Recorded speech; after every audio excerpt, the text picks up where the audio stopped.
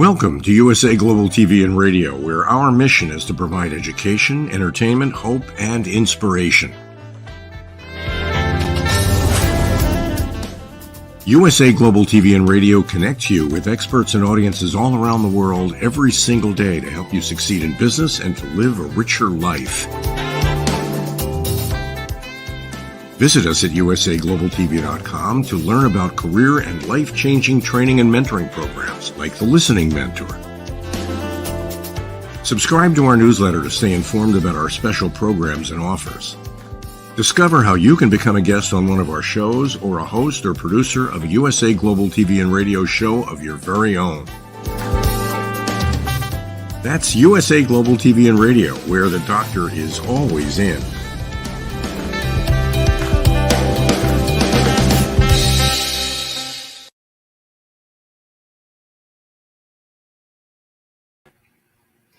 Hi, Red O'Loughlin here, Talking Head Show on USA Global TV and Radio. We've been talking the last 3 weeks about lifestyle and longevity. And there's a lot of different ways of going on that. While I'm getting to talk, let me go ahead and bring up the slides so we can get that part done. There we go. And as in part of my introduction, a disclaimer, I'm not a medical doctor. I'm not a nutritionist. Not certified in that area. I never worked in the pharmaceutical field. Sophomore in high school, I fell in love with chemistry, got a degree in it, was never able to pursue my interest because I got an invitation to Vietnam several years ago. Things happened and I was able to get back into my love of chemistry, and I researched daily. I just published a book a week and 2 days ago, and the book is called Understanding the Causes of Alzheimer's Disease. And in the process of my continual education for myself, I found 2 or 3 more causes of Alzheimer's, not even in my book.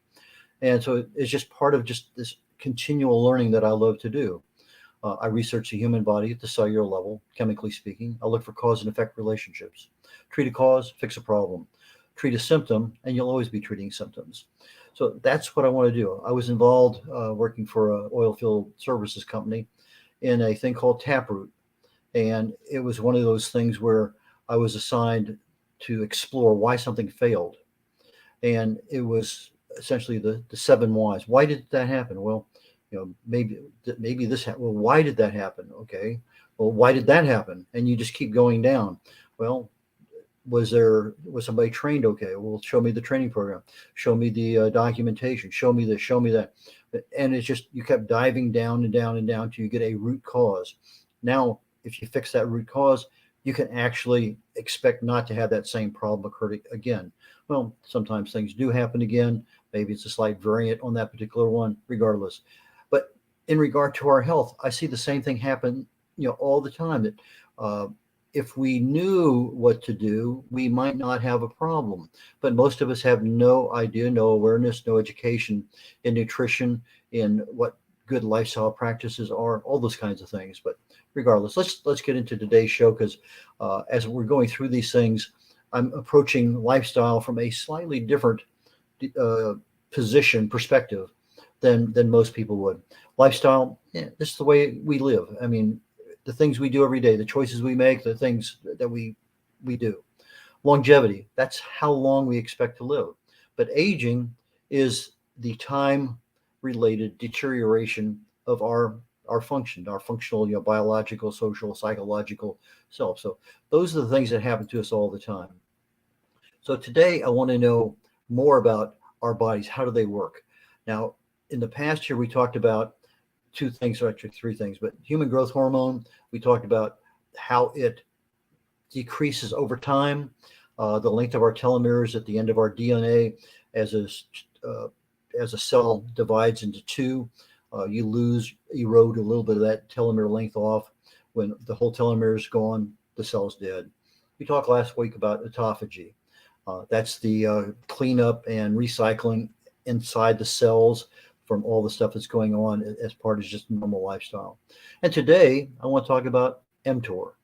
It's one of those things that I think if we're looking at if we have a lifestyle, what do we want to make sure is happening in that lifestyle? But more important, why do we need to know that? And that's the perspective that I want. Now, if I look at human growth hormone and telomere length and mTOR and autophagy, all of these things have interrelationships. If we have balanced nutrition, that's 2 thumbs up for that particular one. We have the right kinds of exercises. In some cases, it's endurance. In other cases, it's high intensity. In some cases, it's just having some exercise.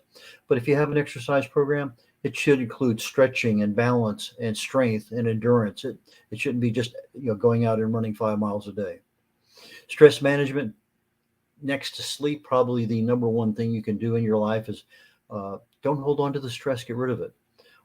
Sleeping, quality sleep, and fasting, because that's where the body repairs itself during our sleep process.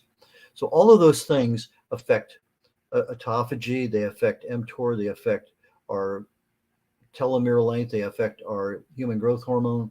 And so each has a part in there. So if you're doing something, let's say we're balancing our nutrition, we're not taking away from something else, we're enhancing other things in the body that need it.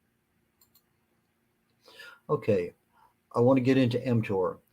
And as we're getting into it, I want to exit out of autophagy. Autophagy, we talked about last week, is where you open your blood vessels, you drive in the trash truck, you drive in the recycler, you drive in the repair people, and they take all the junk out of the cells. They put it all together through lysosomes, and they generate new molecules that can be regenerated by the body to make new proteins, new whatever the body needs at the cellular level. Those things are regenerated. mTOR, it's the mammalian target of rapamycin, and it's kind of a strange little m, capital T, capital O, capital R. Kind of looks weird, but it's the master controller for our proteins. And I'll be getting a little bit more into detail about that as we go through here. But when our mTOR is high, it stimulates growth. And some of the negative aspect of stimulating growth, we think we want muscles, we want to be ripped, we want to have nice strong legs. We need that. We do need strong muscles.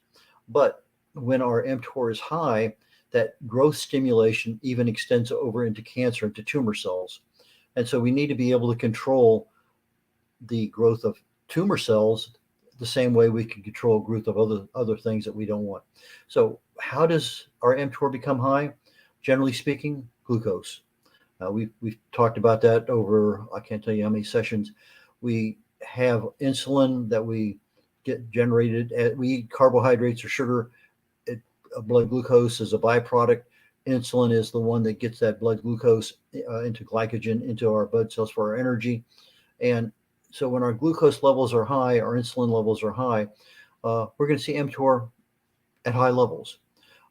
If we're eating a lot of protein, we get the amino acids out of there. Again, we're seeing mTOR at a higher level.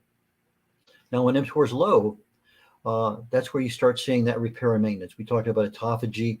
When we have autophagy activated, it actually goes in there and cleans out the cell. So that mTOR is kind of assisting the autophagy. But autophagy doesn't just flip on with the switch. It takes a number of hours. We talked about 17 hours at minimum last week, which is why fasting is so good to start autophagy. But also when you're on a ketogenic diet, you're not eating the carbohydrates. You're eating a lot of fat, good quality fat, hopefully. But you're also maybe on intermittent fasting, which now extends that window where instead of 12 hours, 6 hours between meals, you're now maybe at 15 or 18 or 20 hours. You're just at the incremental start of turning the light switch on, actually just maybe turning the switch a little bit. So maybe the autophagy is at 2, 3, 4, 5%, but autophagy continues to build up to about 72 hours. Well, the minute you have glucose, as let's say you have a piece of pie and you've been fasting for 20 hours, that's stop. Autophagy quits because now the mTOR takes over. And so if you're eating 3, 4, 5, 6 meals a day, you're never, ever getting into autophagy. The cells are overloaded with junk that just isn't helping them out at all. And at some point in time down the road, you can end up with a problem. But we need a nice balance. We need a balance between the autophagy to clean up everything, and we need a balance for the mTOR to make those repairs and for our growth cycles.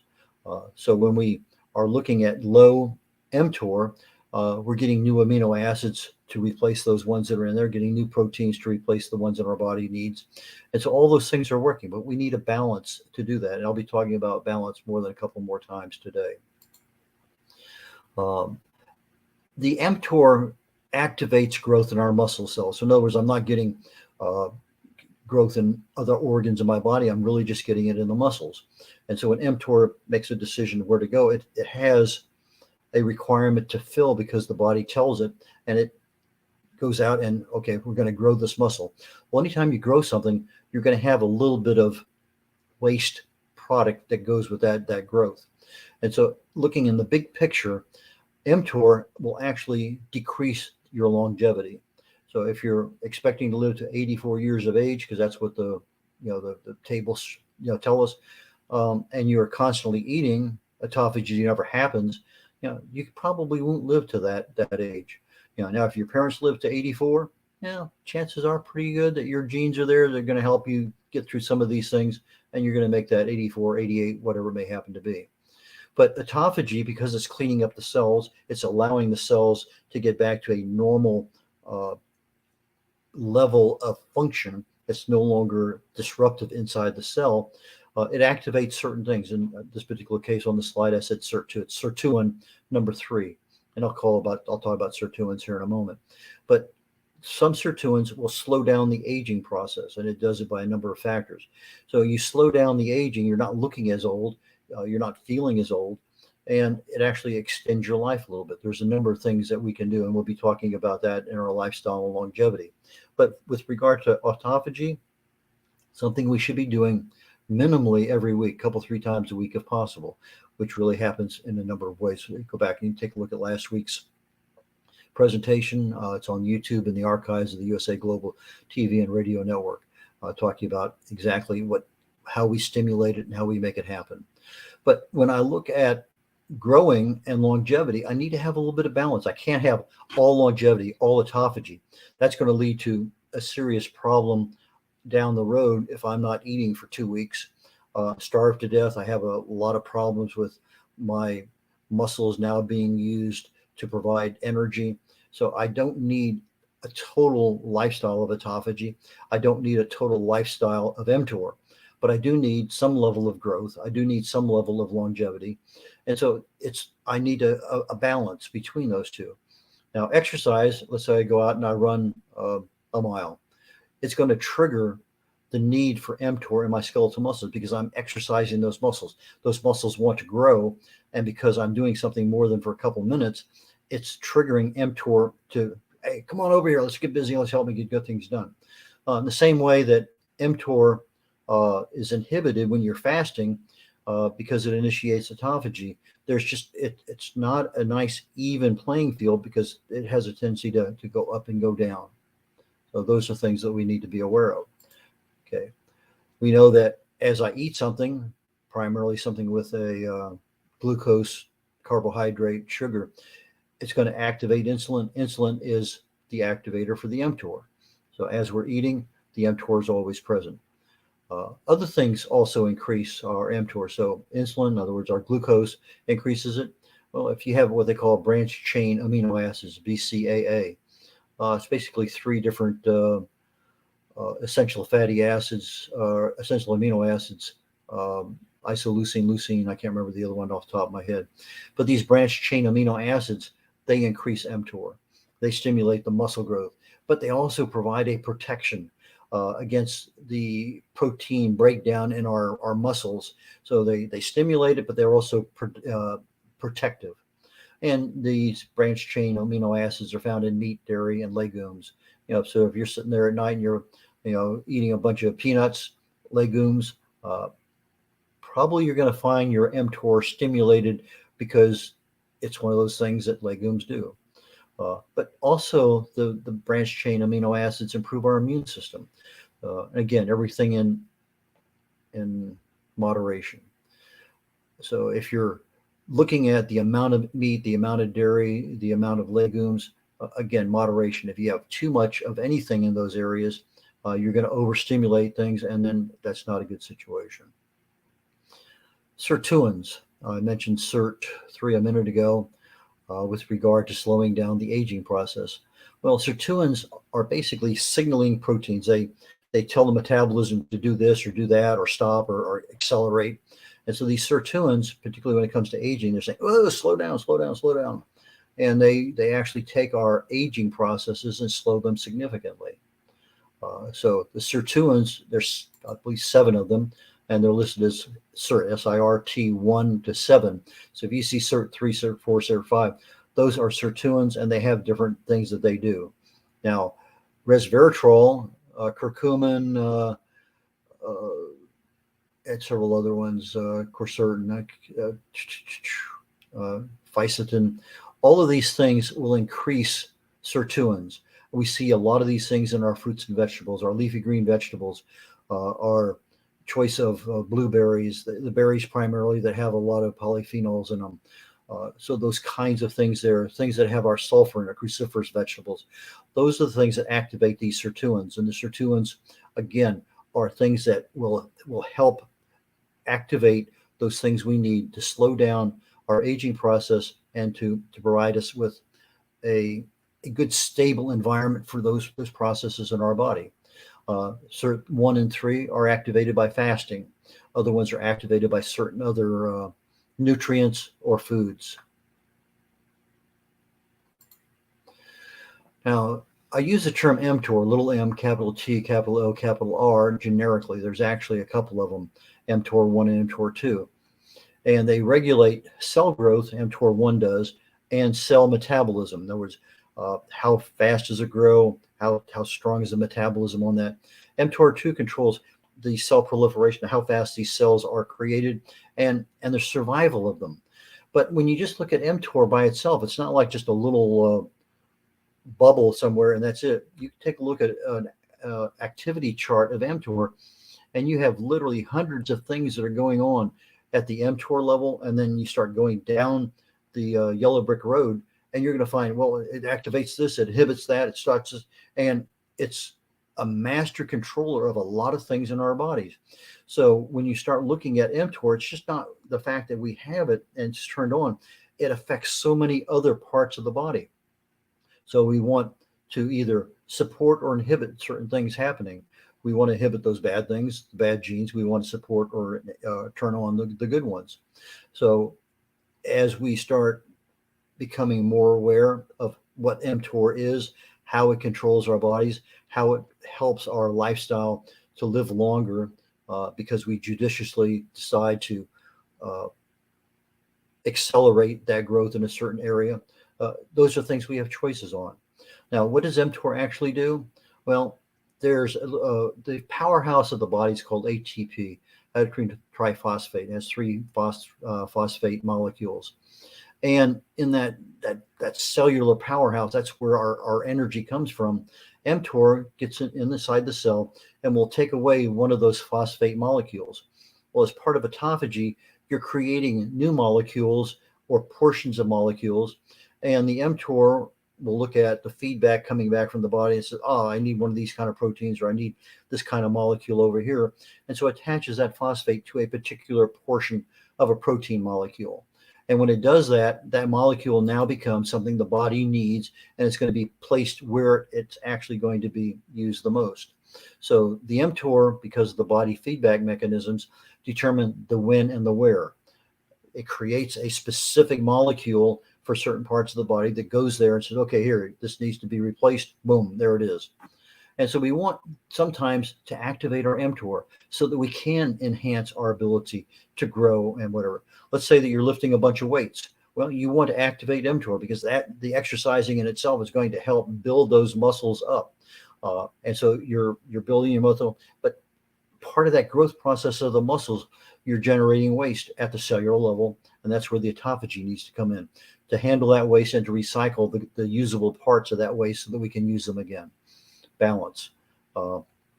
There's a term we think about metabolism. There's another term in there that we talk about, catabolism, which is if you take a lot of old people that are very frail, they've eaten away at their muscles.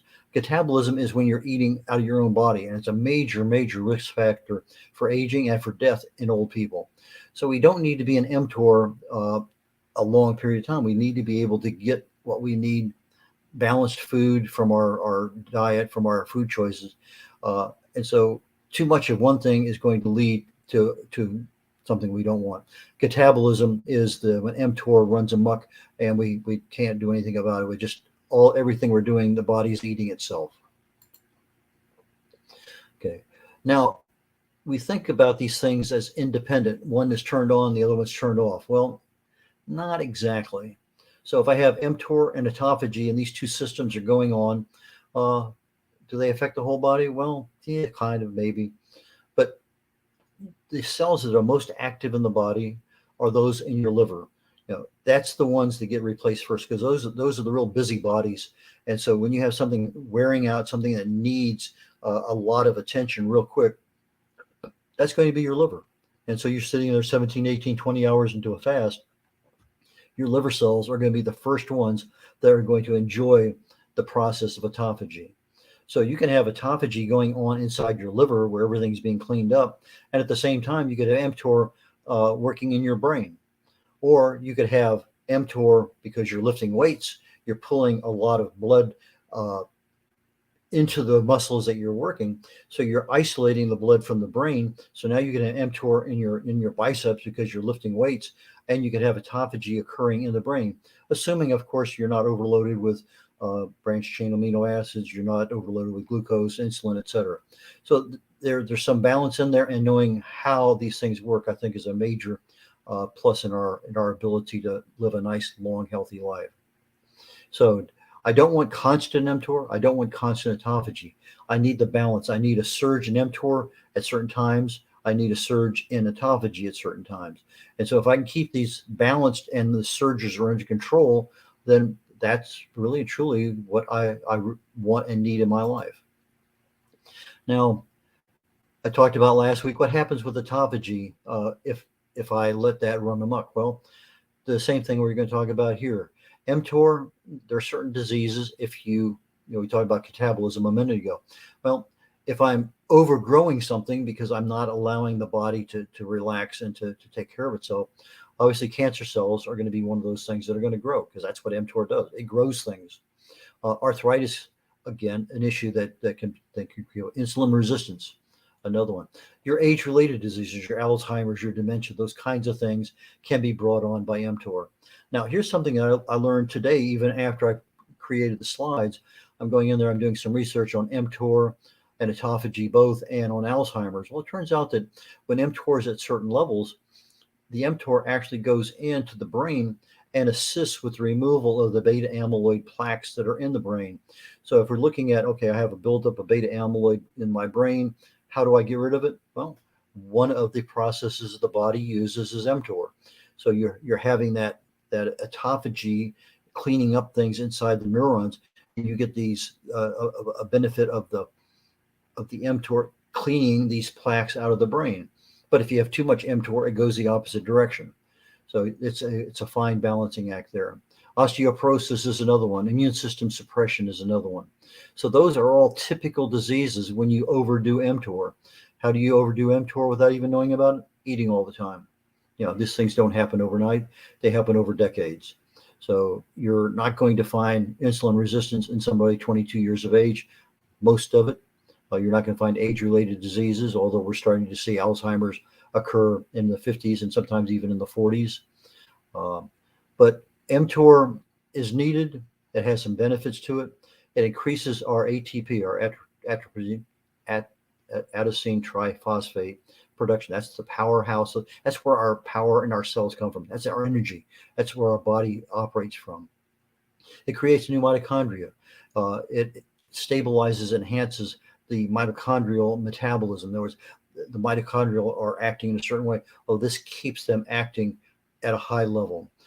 In our brains, we have something called synaptic plasticity. In other words, just like our livers can replace a lot of itself easily because it has a lot of the ability to repair itself, our brain has an immense amount of plasticity, which means it can fix itself from a lot of damage. And also the mTOR benefits in our memory consolidation. So again, too little, too much, we got to keep it balanced. a lot of our systems interact with each other. Our insulin, we know about. You control insulin. Ghrelin, leptin are two systems there that are hormones that tell you, I'm hungry, I need to eat. Leptin, oh, you get too much, I'm happy, I'm sated, I don't need any more. You got your thyroid, you got lots of other hormones in the body. All these things interrelate. If you have too much insulin, it's going to affect something else. You have too much or too little thyroid, it's going to affect something else. Well, in the background, when these other things are going back and forth, autophagy and mTOR are being turned on, turned off, turned on, turned off. And as we look at the cellular level, those other things that are happening, the stress from just normal, environmental stress, toxin stress, all those things that happen, they're affecting the cells. Mutations begin to occur. Radiation has an ability to enhance that mutation level at the cells.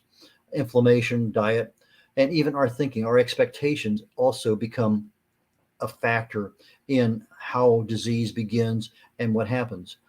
So as we start looking at, I want longevity, but I want to be in good health when I get there. I don't want somebody changing my diaper for the last 5 or 10 years of my life. I want to be able to do what I want to do as I get older. And so if I start making changes in my lifestyle, tweak it here, incrementally change this, stop doing that as often, I can make these things that as I get into my 50s and 60s and 70s and 80s, that I will be in a far better place than somebody who is never even aware of it, was never educated in it, and took no action. So from these particular programs on Talking Heads, again, we want to start with awareness, which is what this program is doing. Education is things that you can go look up yourself. Dr. Google, Dr. YouTube have a lot of good information. Just go in there and type in mTOR and cancer, mTOR and longevity, mTOR and whatever you want to know, or autophagy in each one of those things. Now you have something you can develop an action plan to, and you can go to your doctor and say, hey doc, what about this? And go from there. In general, if I'm looking at a nice long life, good healthy life, I have certain things that are going to affect me. My genetics, what did I get from my parents, the environment I'm living in, and the lifestyle choices that I make. They all interact. In most cases, genetics can be controlled. Worst case scenario, it's about a 5% level, but epigenetics, we've talked about that before in this program, particularly here with stress and stress management. Epigenetics are those things that turn genes on or turn them off. So if I have a bad gene, I want turned off. I want the good genes turned on. Epigenetics are the lifestyle choices that we make. Not smoking, not overdoing alcohol, not being significantly overweight, managing my stress, getting good quality sleep. Those are all lifestyle decisions and choices that we make. But everything that's in there, maybe in some cases we can't control the environment, but maybe we can control the stress from our environment. So next week, I did just a quick look, and I said, what are the key measurements of longevity? And I went to several different places, and one of them kind of caught me off guard a little bit. And I said, grip strength. Well, I remember doing that way back when in the military. We were doing some kind of testing, and they gave us, grip this thing, and you grip it as hard as you can, and it measures that level of grip. You put it in the other hand. Well, it measures the difference between your left and right, the strength that you have on both sides of your body. I said, well, that was kind of an interesting test. Walking speed is another one. Who is it? Clint Eastwood. I think he was the one that came up with, don't let the old man in. I think somebody even did a song about it. So if you're walking and you're walking like an old guy, chances are you're an old guy because you've let the old man in. So walking speed is a big one. I walk extremely fast for my height. I had a lot of people complain, my wife does all the time, about I'm always walking too fast. But I also read an article recently about William Shatner, and they're talking about he's 91 years of age. He says, what are you doing to control your life? Because he does all sorts of things. And his simple response was, don't die. Well, he's using stem cells. He's using a lot of things, but diet, nutrition, exercise are all part of his program. They found that people who have a purpose in life, they're out there, they do something every day. We just finished a program on the wise ones with Johnny Castor, and part of his purpose in life is helping others. I think a lot of us are in that same boat. We want to help others. I know Dr. Jacqueline Kerbeck here with the USA Global TV and Radio Network. Her programs are set here to help others. So if we know what our purpose in life is and we're living up to that purpose, then those are things that help us live a longer life. And the other one that I thought was kind of strange, just like grip strength, is the ability to sit down and get up. And there's a measurement, and we'll talk about that next week. If you're sitting on the ground, do you have to get up to your knee? Is your elbow touching the ground, your hand?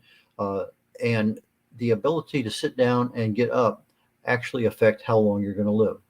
So we'll talk more about those next week and get more into our lifestyle options.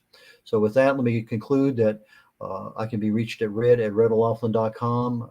Redolaughlin.com is very simple. Red, R-E-D, like the color, O'Laughlin, OLAUGHLIN.com. My phone number, my email is on that banner on my website. Give me a call. I prefer phone calls or email. My book, No Matter What You Can Do, all these books are available on Amazon, but No Matter What You Can Do, it talks about your subconscious mind, how you have the ability to control a lot of things in your life. The Joy of Ageless Health goes into the causes of disease at the cellular level, and again, what you can do about it. My Longevity Secrets for Healthy Aging, we've talked a little bit about here in our longevity series with regard to human growth hormone and telomere length. And my latest book as of last week is Understanding the Causes of Alzheimer's Disease. And that book talks about the different pathways that Alzheimer's gets in and grows through our body so that it eventually ends up in our brain. And there are some things that we actually have some control over. So with that, I'm going to relinquish control of the program and turn it back over to Dr. Jacqueline.